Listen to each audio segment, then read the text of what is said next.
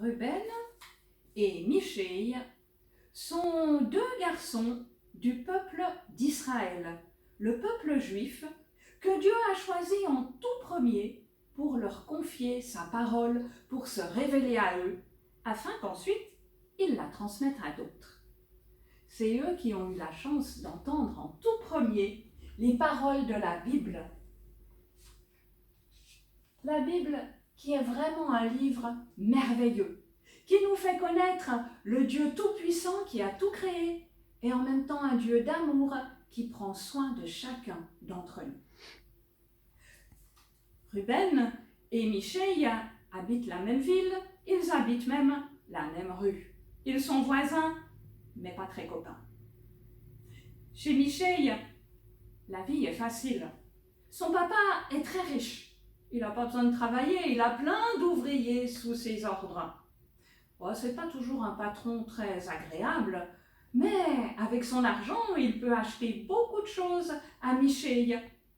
Il a tout ce qu'il veut et il est content comme ça, même si à la maison, parfois, l'atmosphère n'est pas très agréable entre les membres de la famille. Il est très fier de ses richesses. Ruben, lui, a une vie moins facile. Son papa n'est pas riche. Il doit travailler dur pour pourvoir aux besoins de toute la famille. Ruben a encore une petite sœur qui s'appelle Ruth. Ils n'ont pas tout ce qu'ils veulent, mais au moins à la maison, ils sont heureux. Entre eux, il y a la joie, il y a l'amour, il y a la paix, il y a le respect. Ils ont donc une vie agréable entre eux. Mais Michée, c'est le plus riche. Et il regarde souvent de haut Ruben et sa petite sœur et il n'hésite pas à se moquer d'eux. Mais aujourd'hui, il se trouve face à la même catastrophe. Les Romains, qui ont envahi le pays d'Israël et qui dirigent tout, sont venus détruire toutes les maisons de la rue où habitent Ruben et Michée. Ils agissent en représailles pour se venger parce qu'un juif leur a un tout petit peu désobéi.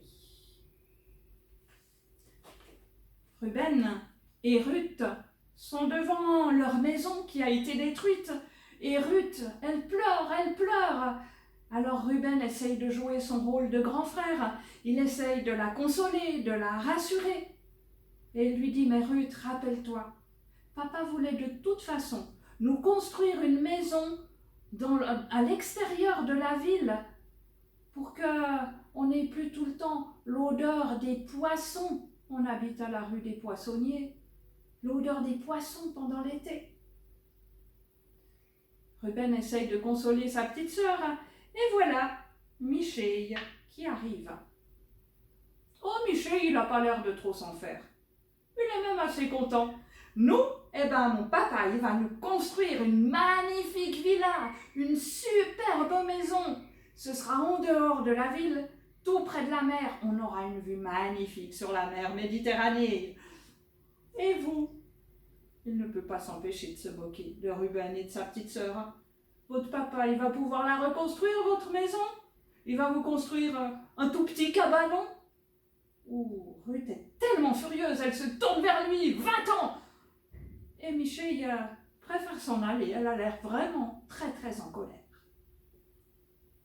Ruben se dit, vivement qu'on soit plus voisins. Mais malheureusement, au bout de quelques jours, ils doivent s'apercevoir qu'ils vont continuer à être voisins. Et oui, les papas ont tous les deux un terrain en dehors de la ville, mais voilà que les terrains sont l'un à côté de l'autre.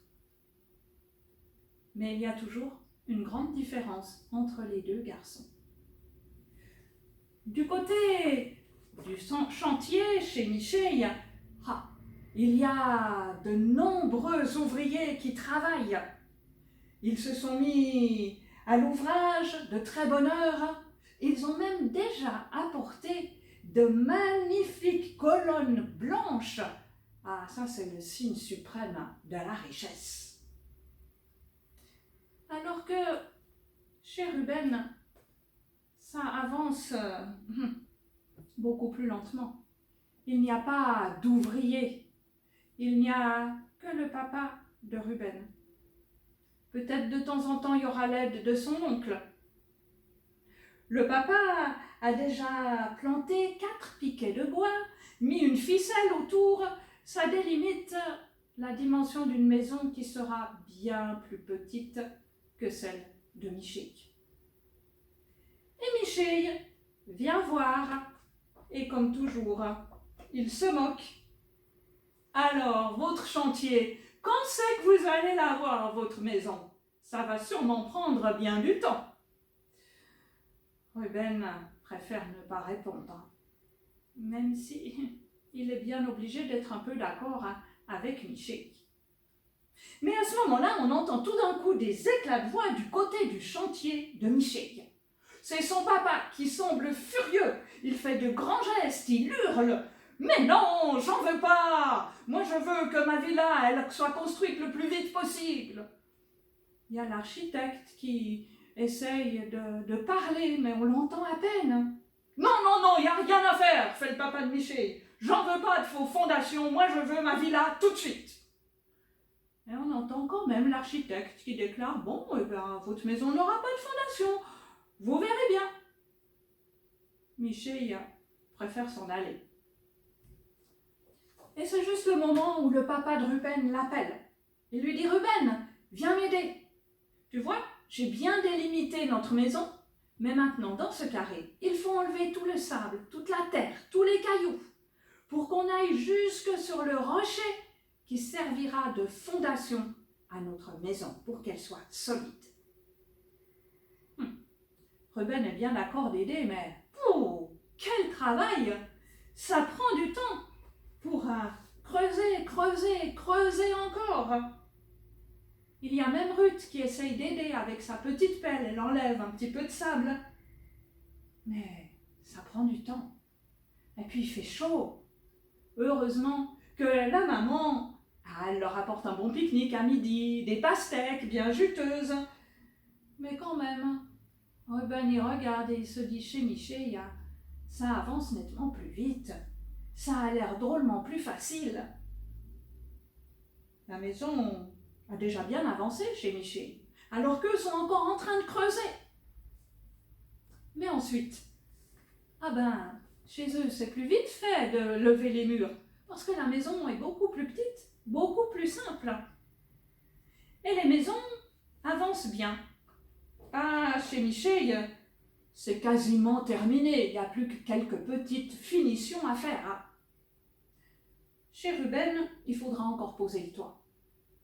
Mais son papa voit bien que Ruben regarde avec beaucoup d'envie du côté de chez Michel. Alors il s'assoit à côté de lui et il lui dit « Ruben, j'ai quelque chose à te dire.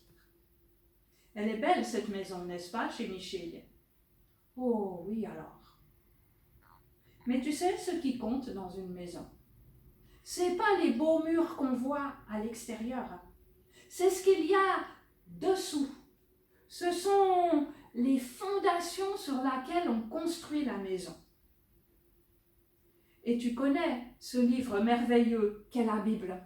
Eh bien, il y a un verset qui nous parle de choses qu'on voit et de choses qu'on ne voit pas. Dans 1 Samuel 16, au verset 7, il est dit « Les gens font attention à ce qui se voit. Mais moi, l'Éternel, je regarde le fond du cœur. » Ce qui est important dans la vie, c'est pas nos exploits, nos richesses, nos pouvoirs.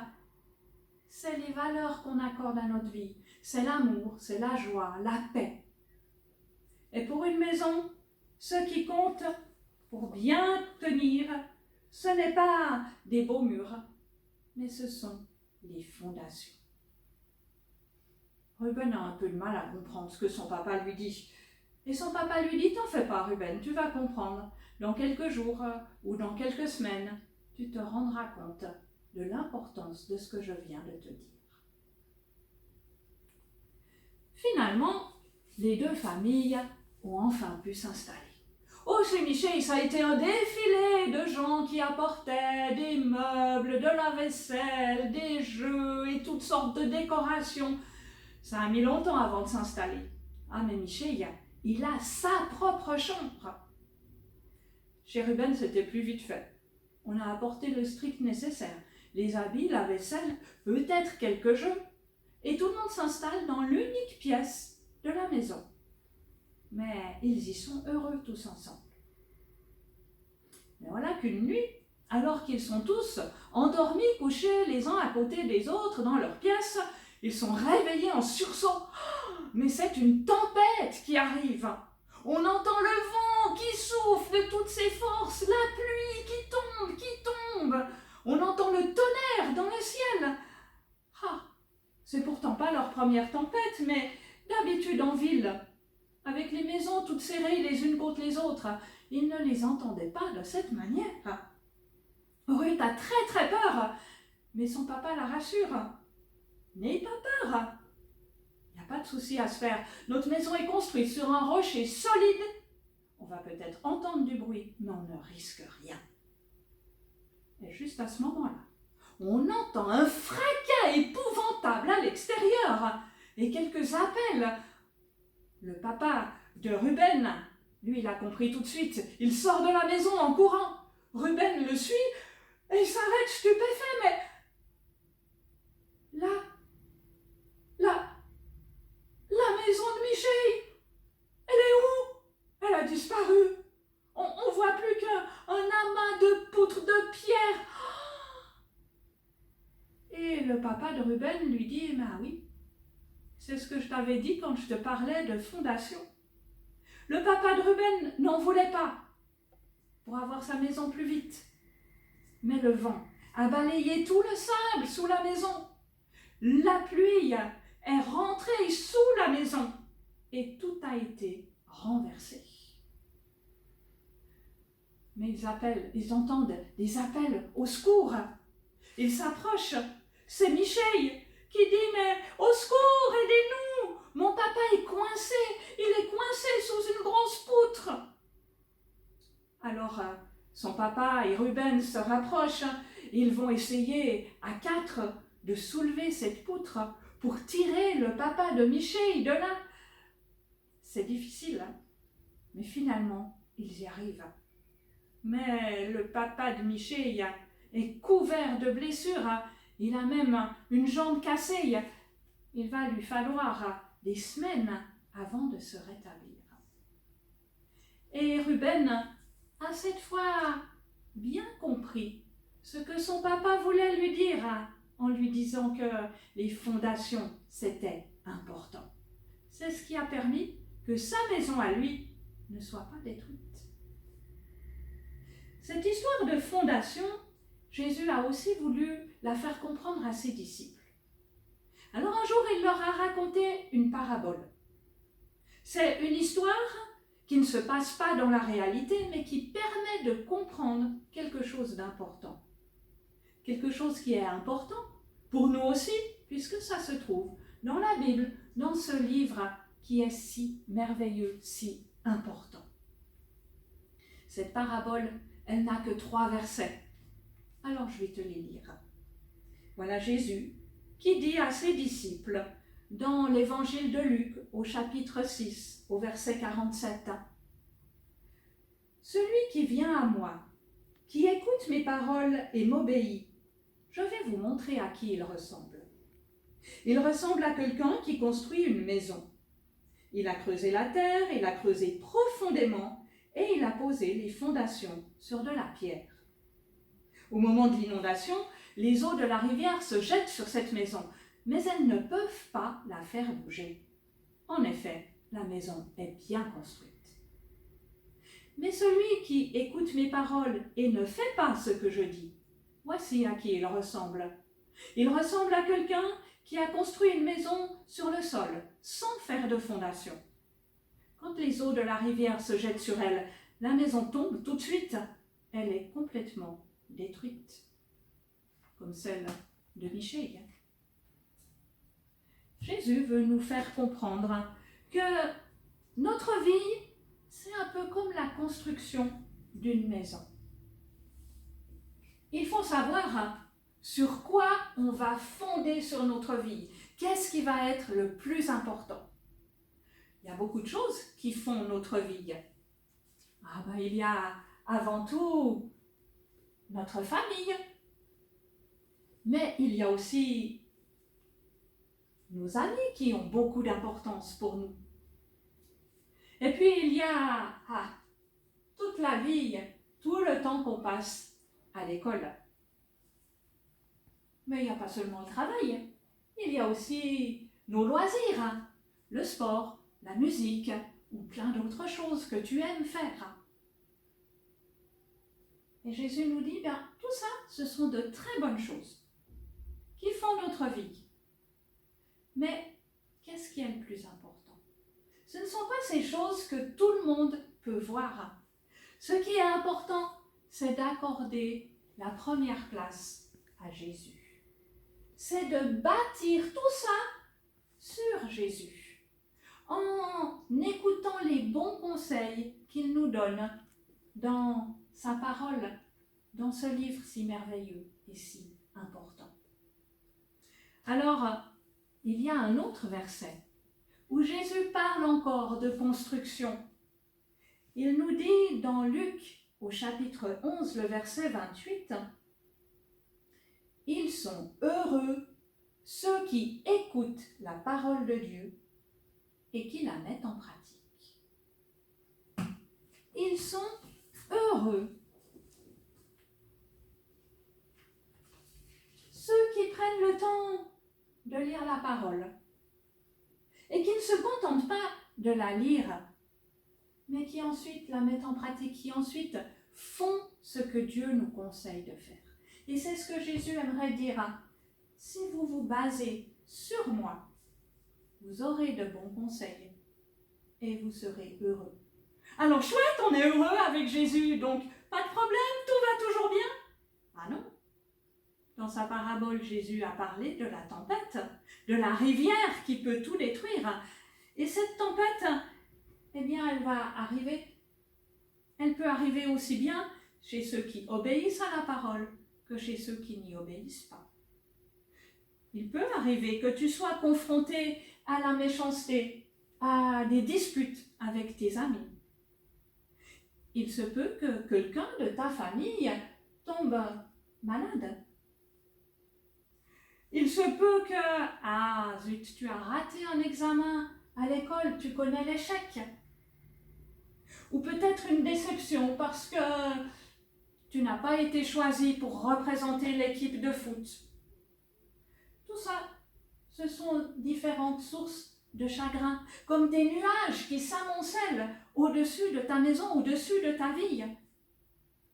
Et ça peut faire que tout s'effondre. Mais si Jésus est là, si Jésus te sert de fondement, tu vas tenir bon. Tu auras le courage. Tu auras la force. La parole de Dieu, c'est le livre le plus important parce que c'est là que tu trouves des paroles de promesses, des paroles d'encouragement, des avertissements aussi. Mais c'est des avertissements pour t'aider à bien construire, à faire quelque chose de solide. Alors je t'encourage, si tu marches déjà avec Jésus, prends le temps de lire sa parole. Prends le temps de bien la comprendre et de la mettre en pratique. Et peut-être, toi qui ne connais pas encore bien Jésus, tu peux aussi lire sa parole et apprendre ainsi à mieux le connaître et un jour à décider de lui faire aussi confiance et de bâtir aussi ta vie sur lui.